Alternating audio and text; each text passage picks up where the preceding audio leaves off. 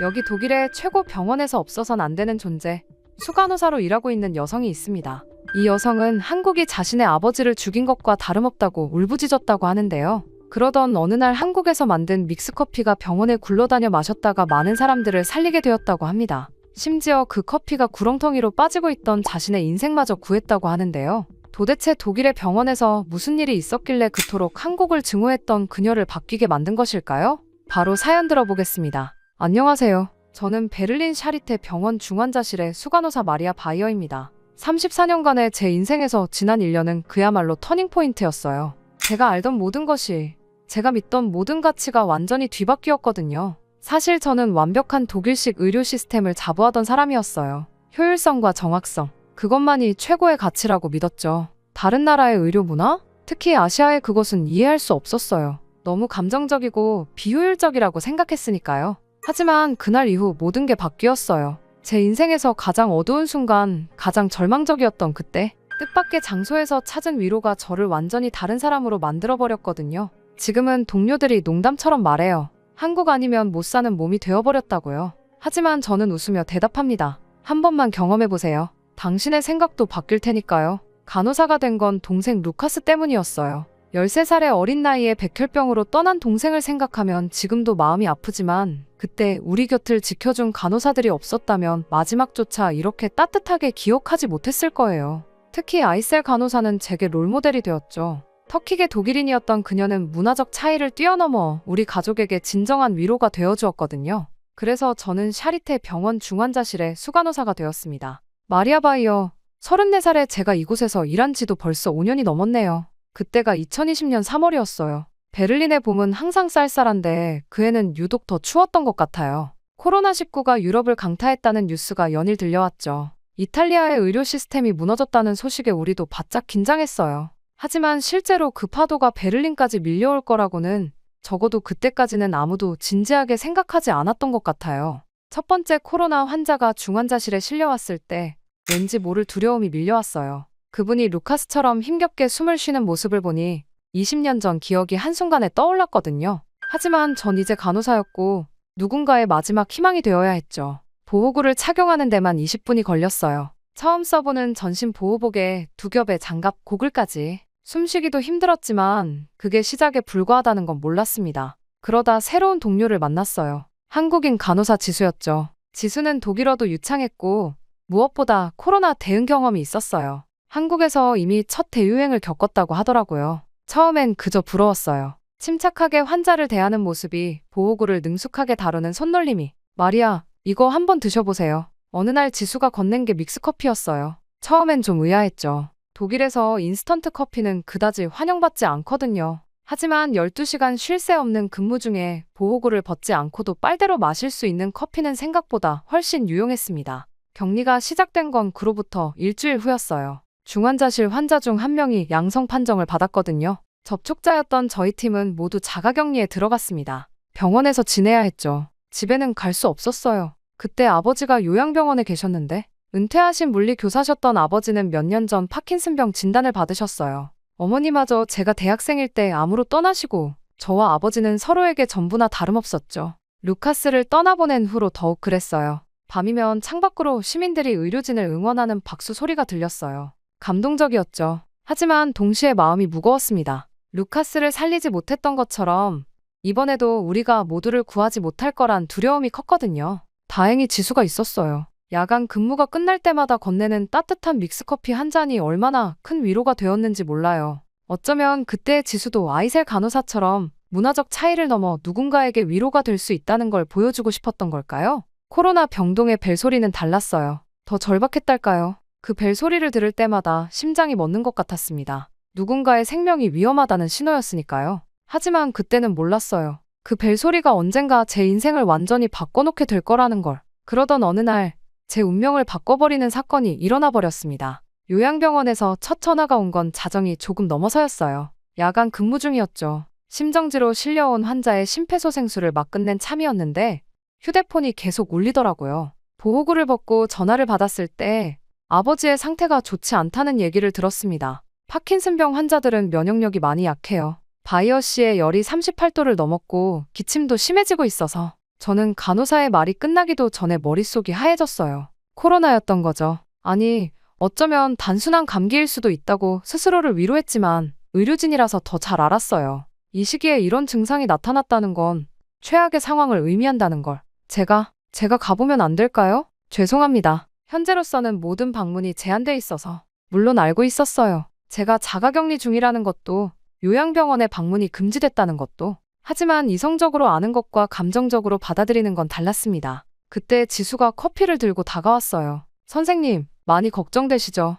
평소처럼 믹스커피를 건네며 지수가 말했지만 그날은 그 달콤한 향도 제 마음을 달래주지 못했어요. 아버지는 항상 강인한 분이셨어요. 물리교사로 정년 퇴임하실 때까지 하루도 결근하신 적 없다고 자부하시던 분이었죠. 파킨슨병 진단을 받으셨을 때도 이 정도는 견딜 만하다 며 웃으셨어요. 루카스가 떠난 후 어머니마저 잃었을 때 저를 붙잡아 주신 분이었는데 그렇게 다음 날부터 악몽 같은 나날이 시작됐습니다. 환자 치료와 아버지 걱정 사이에서 시간이 멈춘 것 같았어요. 2시간마다 한 번씩 요양병원에 전화했죠. 처음에는 간호사들이 친절하게 상태를 설명해 주셨어요. 하지만 상태는 계속 나빠졌고 결국 고열로 인한 선망 증세까지 보이기 시작했다고 해요. 또 코로나가 독일에 급습하면서 많은 사람들의 면역력이 약해졌습니다. 아버지 같은 병을 앓고 있는 환자들은 더욱 조심해야 했죠. 중국 같은 아시아에서 시작된 코로나가 정말 미웠습니다. 아버지가 위험에 노출되는 일도, 제가 이렇게 모든 걸 포기하고 살인적인 업무량을 감당해야 하는 것도 모두 코로나 때문이었으니까요.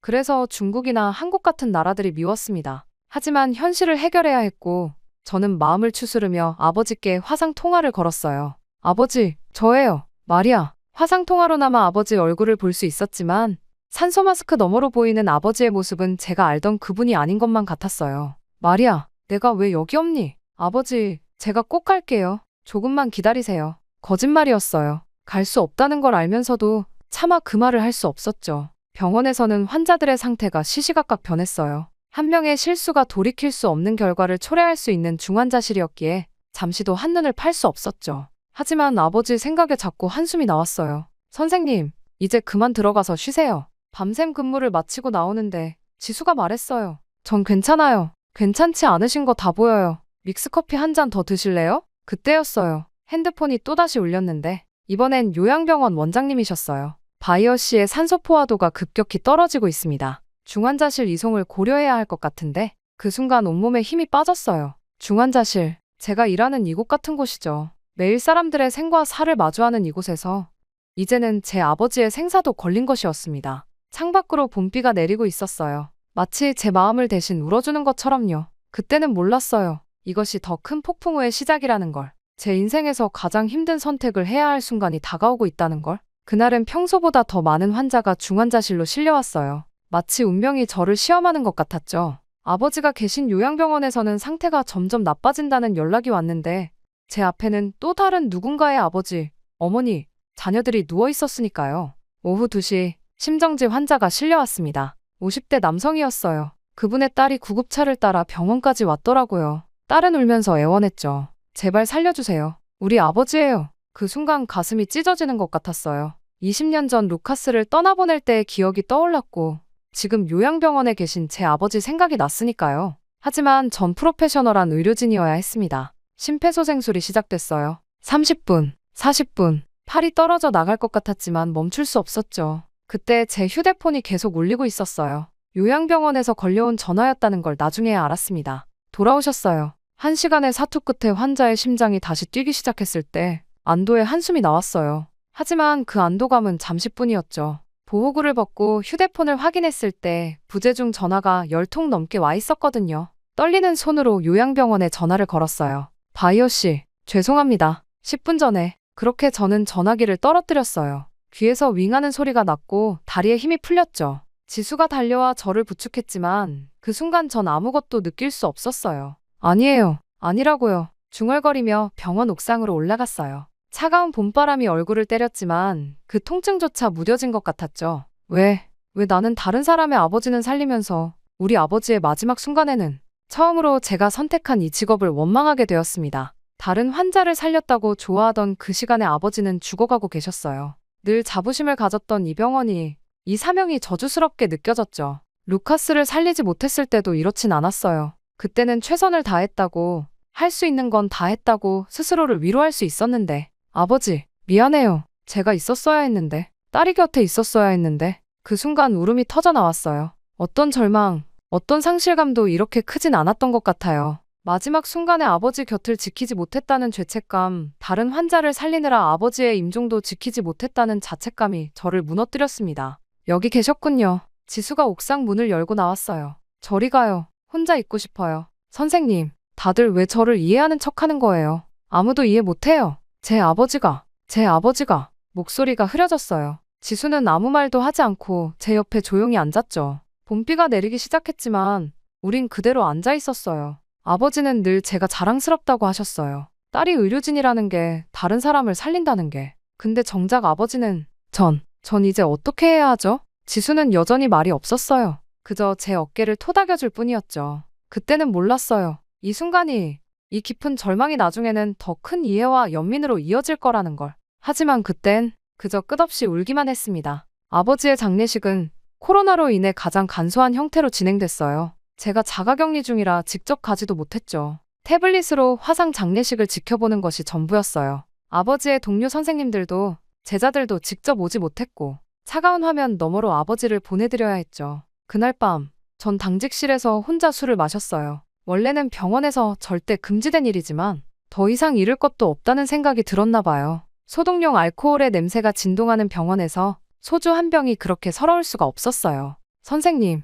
지수가 노크도 없이 들어왔어요. 제 모습을 보고 놀란 기색이 역력했지만 말리지는 않더라고요. 여기, 드세요. 믹스커피를 내밀며 지수가 말했어요. 지금 장난해요? 제가 이런 상황에서 그걸 마시길 바라는 거예요? 신경질적으로 말했는데도 지수는 묵묵히 제 앞에 커피를 놓았어요. 우리 할머니가 돌아가셨을 때 저도 이렇게 혼자 있었어요. 지수가 조용히 말을 이어갔어요. 한국에서 코로나가 한창일 때였거든요. 할머니가 위독하다는 연락을 받고도 갈 수가 없었어요. 격리병동에서 근무 중이었거든요. 처음 들어보는 이야기였어요. 늘 밝게 웃던 지수에게 이런 아픔이 있었다니. 그때 한 환자분이 저에게 믹스커피를 건네주셨어요. 그분도 할머니를 코로나로 잃으신 분이었거든요. 그때 그 커피 한 잔이 그냥 커피가 아니었어요. 누군가 나의 아픔을 알고 있다는, 혼자가 아니라는 위로였죠. 지수의 말에 코끝이 찡해졌어요. 문득 아버지 생각이 났죠. 파킨슨병 진단을 받으시고 처음으로 떨리는 손으로 커피를 쏟으셨을 때 아버지는 웃으며 말씀하셨어요. 이제 내가 타주는 커피만 마셔야겠구나. 지수씨, 우리 아버지가 목이 메어 말을 잇지 못하는데 갑자기 당직실 문이 열렸어요. 마리아, 여기 있었구나. 토마스 과장님이었어요. 평소엔 차갑기만 했던 그분이 이날은 왠지 따뜻해 보였어요. 나도 2년 전에 아버지를 잃었어. 1명, 2명. 어느새 당직실은 여러 동료들로 가득 찼어요. 모두가 제각각 커피나 차를 들고 있었죠. 놀랍게도 대부분이 지수가 나눠준 믹스커피였어요. 내 어머니는 작년에, 우리 언니도 코로나로 그렇게 하나둘씩 이야기가 시작됐어요. 그동안 몰랐던 이야기들, 각자의 상실과 아픔, 그리고 그것을 이겨낸 방법들. 새벽이 될 때까지 우리는 이야기를 나눴어요. 달콤 쌉싸름한 믹스커피를 마시며 마리아, 당신은 혼자가 아니야. 토마스 과장님이 말했어요. 우리 모두가 당신의 아버지를 기억할게. 그제서야 깨달았어요. 제가 얼마나 좋은 동료들에게 둘러싸여 있었는지, 각자의 방식으로 저를 위로하고 있었다는 걸. 고마워요. 모두들. 눈물이 났지만 이번엔 조금 달랐어요. 처음으로 혼자가 아니라는 생각이 들었거든요. 창밖으로 동이 터오고 있었어요. 새로운 하루가 시작되는 것처럼 제 마음속에도 무언가가 조금씩 밝아오는 것 같았습니다. 그렇게 흐르지 않을 것만 같던 시간이 흘렀고 아버지가 돌아가신 지 일주일이 지났어요. 그날도 평소처럼 야간 근무를 마치고 피곤한 발걸음을 옥상으로 향했죠. 해 뜨기 전 옥상에서 마시는 커피가 일상이 된 지 오래였으니까요. 하지만 옥상 문을 열자마자 걸음이 멈췄어요. 이게 무슨, 옥상 한켠에 작은 공간이 마련되어 있었어요. 독일 전통 추모식에 쓰이는 검은 리본이 달린 촛대들이 반원을 그리며 놓여 있었고 그 가운데에는 아버지의 사진이 놓여 있었어요. 사진 앞에는 아버지가 즐겨 마시던 커피잔과 함께 지수가 건네준 믹스커피 한 봉지가 놓여 있었죠. 깜짝 놀라셨죠? 지수가 환하게 웃으며 다가왔어요. 뒤이어 토마스 과장님을 비롯한 동료들이 하나둘 모습을 드러냈습니다. 여기 보세요. 지수가 가리킨 곳에는 한글로 쓰인 글귀가 있었어요. 평안히 쉬세요. 우리가 마리아를 지키겠습니다. 지수가 알려줬어. 토마스 과장님이 말씀하셨어요. 한국에서는 돌아가신 분을 위해 음식을 차리고 함께 추억을 나누는 문화가 있다고. 우리도 그렇게 하고 싶었어. 누군가 아버지가 좋아하시던 클래식 음악을 틀었어요. 모차르트였죠. 아버지는 교실에서도 늘 이 음악을 틀어놓고 수업하셨다고 했는데 제가 말씀드리고 싶은 게 있어요. 평소엔 과묵하던 마틴 선생이 앞으로 나섰어요. 마리아의 아버님은 정말 자랑스러운 분이셨을 겁니다. 이런 딸을 키우셨으니까요. 지난주 마리아가 우리 아버지의 심장을 다시 뛰게 해줬어요. 아버지의 마지막 순간을 함께하지 못했다고 자책하지 마세요. 그 순간 마리아는 다른 누군가의 아버지를 살리고 있었으니까요. 목이 메었어요. 그동안 저를 괴롭혔던 죄책감이 마틴의 말 한마디에 조금은 녹아내리는 것 같았죠. 선생님, 지수가 믹스커피를 건넸어요. 이제 알겠어요. 왜 우리가 이걸 마시는지. 그냥 커피가 아니라 추억이고 위로더라고요. 한국에선 장례식장에서도 이렇게 커피를 마시며 고인을 추억한대요. 자리한 모든 이들이 커피를 들고 있었어요. 독일식 추모 촛불과 한국의 믹스커피가 어우러진 이 특별한 아침에 우리는 각자의 이야기를 나누기 시작했습니다. 바이어 선생님, 기억나세요? 지난번 병원 행사에 오셨을 때.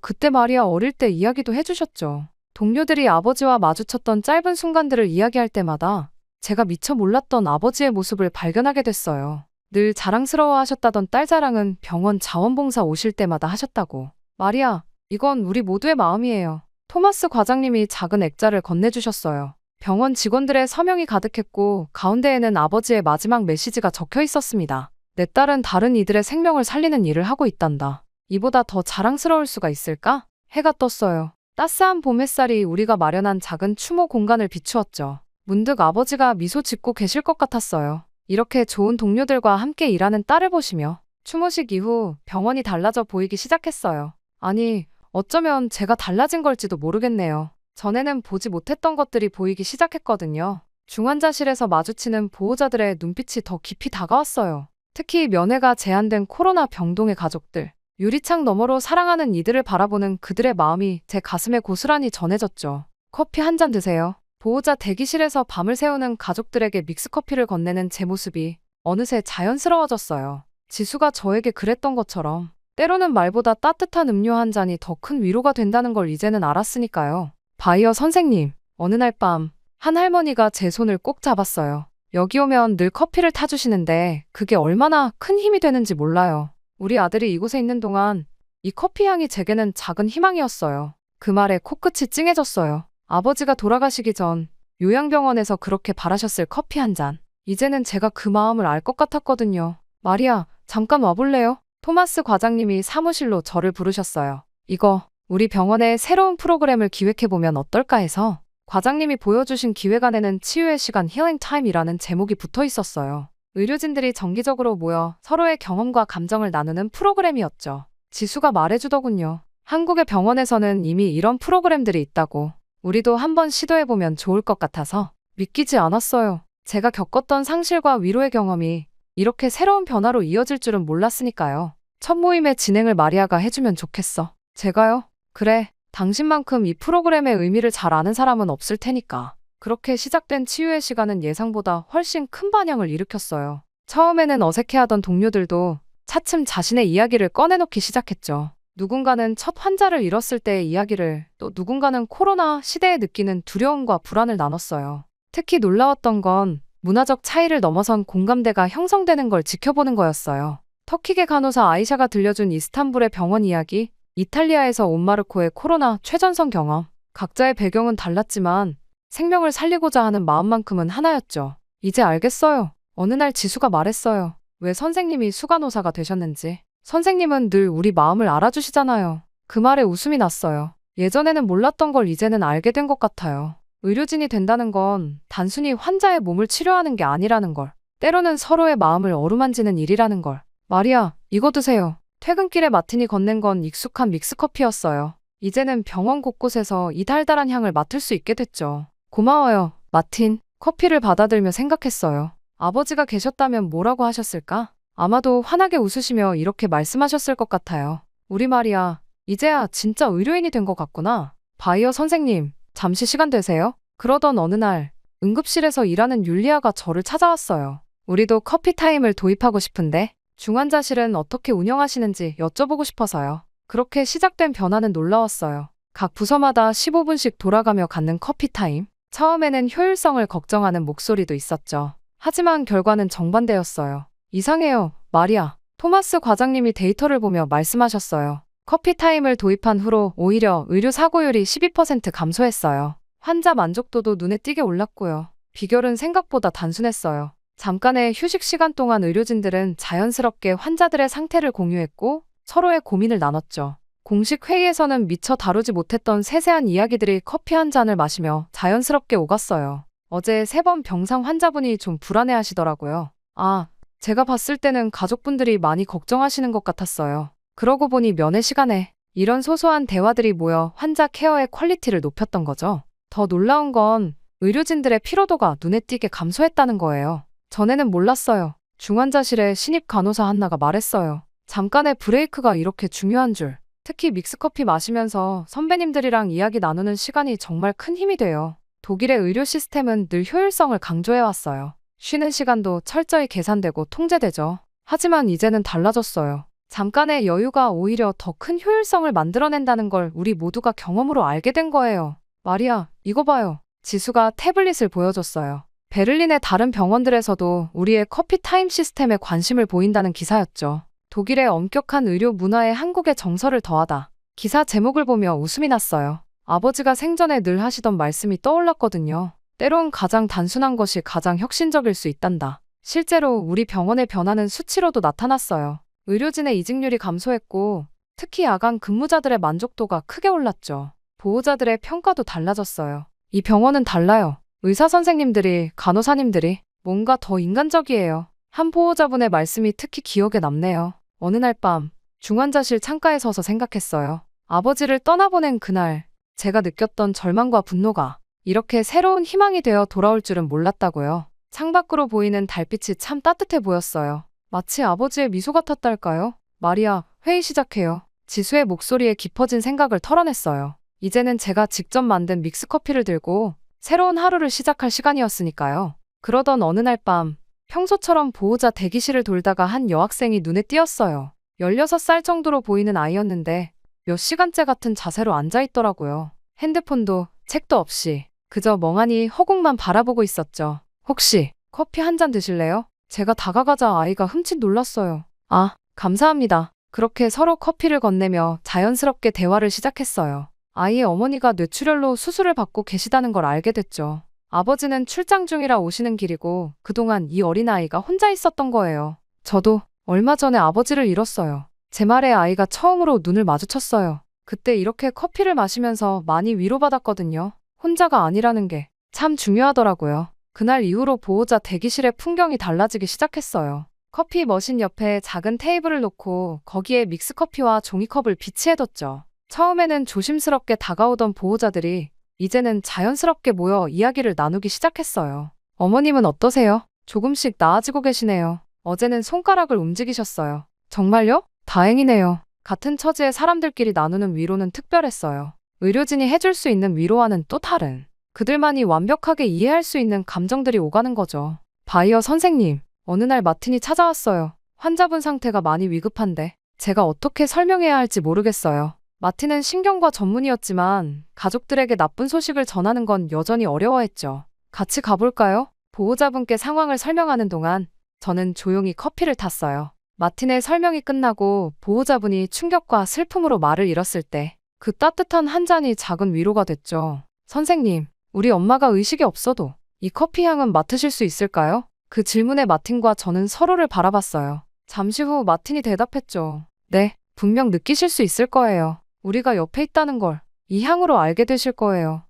그때부터였을까요? 중환자실에 은은한 커피 향이 퍼지기 시작한 게. 물론 의료 규정상 실제 커피를 반입할 순 없었지만 면회 시간에 보호자들이 가져오는 믹스커피 향이 병동을 채우기 시작했어요. 이상한 일이 있어요. 한나가 어느 날 말했어요. 커피 향이 나는 시간대에 환자분들의 바이탈이 더 안정적이에요. 특히 의식이 없는 환자분들도. 과학적으로 증명할 순 없었지만 우리는 알고 있었어요. 때론 의학적 처치보다 더 중요한 게 있다는 걸. 사람의 마음을 어루만지는 작은 순간들이 더 큰 치유를 만들어낸다는 걸. 마리아, 이거 보세요. 지수가 보여준 건 응급실 입구에 새로 설치된 안내판이었어요. 당신은 혼자가 아닙니다. 따뜻한 커피 한 잔과 함께 이야기 나누실 수 있습니다. 그 글귀를 보며 생각했어요. 아버지가 돌아가신 후 제가 받았던 그 작은 위로가 이제는 이렇게 더 큰 위로가 되어 돌아오고 있다고.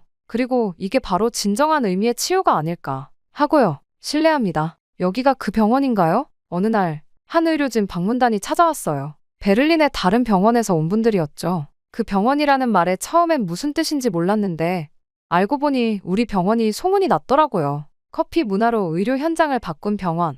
독일과 한국의 의료 문화가 만나는 곳. 의료진 이직률 최저. 환자 만족도 최고의 병원. 처음에는 단순한 휴식 시간에 불과했던 커피 타임이 이제는 하나의 시스템이 되어 있었어요. 매 교대 시간마다 15분씩 의료진들이 모여 커피를 마시며 인수인계를 하는 시간. 공식 기록에는 남지 않는 세세한 정보들이 이때 자연스럽게 공유됐죠. 3번 병상 할머니는 손주 사진을 보여드리면 특히 좋아하세요. 아, 5번 환자분은 어제부터 식욕이 조금 돌아오신 것 같아요. 7번 보호자분이 많이 지쳐 보이시던데 특별히 신경 써주셨으면 해요. 토마스 과장님은 이걸 따뜻한 정보 교환이라고 부르셨어요. 차가운 의료 데이터만으로는 알 수 없는 환자와 보호자들의 작은 이야기들이 커피 향과 함께 전해지는 거죠. 바이어 선생님, 정신건강의학과에서도 비슷한 프로그램을 시작했다고 해요. 지수가 어느 날 알려줬어요. 우울증 환자들의 집단 치료 시간에 차와 커피를 함께 마시며 이야기를 나누는 시간을 가진다고 하더라고요. 치유의 시간도 정기 프로그램이 됐어요. 이제는 매주 수요일 저녁 의료진들이 모여 서로의 이야기를 나누는 시간이 공식적으로 생겼어요. 처음에는 망설이던 사람들도 이제는 자연스럽게 참여하고 있죠. 저는 처음에 이런 거 불필요하다고 생각했어요. 마틴이 웃으며 말했어요. 독일 의료계에서는 이런 감정적인 교류가 비효율적이라고 여겨졌으니까요. 하지만 이제는 달라요. 이런 시간이 있어서 우리가 더 좋은 의사가 될 수 있는 것 같아요. 병원 로비에도 변화가 생겼어요. 작은 카페 공간이 생긴 거죠. 바리스타는 없지만 믹스커피와 차를 무료로 제공하는 공간이에요. 처음에는 예산 문제로 반대 의견도 있었지만 결과적으로는 병원의 이미지 개선에 큰 도움이 됐어요. 여기가 정말 병원 맞나요? 처음 오신 분들이 자주 하시는 말씀이에요. 차가운 병원 냄새 대신 은은한 커피 향이 로비를 채우고 이야기를 나누는 사람들의 소리가 들리니까요. 마리아, 우리 다음 단계를 생각해봐야 할 것 같아요. 토마스 과장님이 어느 날 제안하셨어요. 이 경험을 다른 병원들과 나눌 수 있는 방법을요. 그렇게 우리는 따뜻한 의료 문화 만들기 프로젝트를 시작했어요. 다른 병원의 의료진들을 초청해 우리의 경험을 나누고 그들의 현실에 맞는 방법을 함께 고민하는 거죠. 처음에는 이게 그저 한 가지 문화의 유입이라고 생각했어요. 제가 발표 자리에서 말했죠. 하지만 이제는 알아요. 이건 서로 다른 문화가 만나 새로운 것을 만들어낸 거라는 걸요. 독일의 체계성과 한국의 정서가 만나 더 나은 무언가를 만들어낸 거죠. 그렇게 저는 창밖으로 떨어지는 단풍잎을 보며 생각했어요. 아버지가 계셨다면 뭐라고 하셨을까? 아마도 이렇게 말씀하셨을 것 같아요. 세상을 바꾸는 건 때론 아주 작은 것에서 시작된단다. 한 봉지의 믹스커피가 가져온 변화는 이제 더 큰 이야기가 되어가고 있었어요. 저는 어느새 제게 닥쳐왔던 불행을 극복하고 새 일상을 살아가게 되었습니다. 그렇게 바쁜 시간을 보내다 보니 정말 시간이 빠르게 흐르더라고요. 그러다 아버지의 기일이 돌아왔습니다. 새벽부터 병원 옥상에 올라왔어요. 지난해 이맘때 이곳에서 오열했던 그날이 떠올랐죠. 하지만 이제는 달라요. 아버지를 생각하면 여전히 가슴이 아프지만 그 아픔은 이제 더 깊은 이해가 되어 돌아왔으니까요. 마리아, 기다리셨죠? 그때 지수가 제일 먼저 올라왔어요. 손에는 믹스커피가 들려 있었죠. 뒤이어 토마스 과장님, 마틴, 한나, 하나둘씩 동료들이 모여들었어요. 이제는 전통이 된 우리만의 의식이에요. 독일식 추모 양초와 한국의 믹스커피가 함께 놓인 테이블. 아버지의 사진 앞에서 우리는 조용히 커피를 마시며 이야기를 나눴죠. 선생님, 아버님이 정말 자랑스러워 하실 거예요. 한나가 말했어요. 우리 병원이 이렇게 변한 걸 보시면. 맞아요. 지난 1년간 정말 많은 것이 변했어요. 우리의 커피 문화는 이제 의료계에서 하나의 성공 사례로 꼽히고 있죠. 다른 병원들도 하나둘 비슷한 프로그램을 도입하기 시작했고요. 기억나세요? 처음 이 믹스커피를 마셨을 때 지수가 웃으며 말했어요. 선생님이 얼마나 의아해하셨는지. 다들 웃음이 났어요. 그때는 몰랐죠. 이 작은 봉지의 커피가 우리의 삶을 이렇게 바꿔놓을 줄은. 마리아, 토마스 과장님이 조용히 말씀하셨어요. 당신 아버님은 지금도 우리와 함께 계세요. 이 병원의 모든 순간, 우리가 나누는 모든 커피 한 잔에 목이 메었어요. 하지만 이번엔 슬픔만은 아니었죠. 맞아요. 아버지는 늘 이런 걸 좋아하셨어요. 사람들이 모여 이야기 나누는 걸요. 해가 떴어요. 따스한 아침 햇살이 우리가 준비한 작은 추모 공간을 비추었죠. 문득 옆을 보니 처음 보는 얼굴들도 보였어요. 다른 병동의 의료진들, 심지어 타 병원에서 온 분들도. 저희도 함께해도 될까요? 그들의 손에도 믹스커피가 들려 있었어요. 물론이죠. 아버지도 분명 좋아하실 거예요. 우리는 함께 커피를 마시며 각자의 이야기를 나눴어요. 누군가는 최근에 돌아가신 환자 이야기를, 또 누군가는 처음으로 살려낸 생명의 이야기를. 웃음과 눈물이 교차하는 시간이었죠. 이제 알겠어요. 마틴이 말했어요. 우리가 왜 의료인이 되었는지. 단순히 생명을 살리는 것 이상의 의미가 있다는 걸. 맞아요. 우리는 치료자이자 위로자, 그리고 서로의 가족이 되어가고 있었어요. 해가 완전히 떴을 때 저는 아버지의 사진을 보며 생각했어요. 아버지, 이제는 제가 알 것 같아요.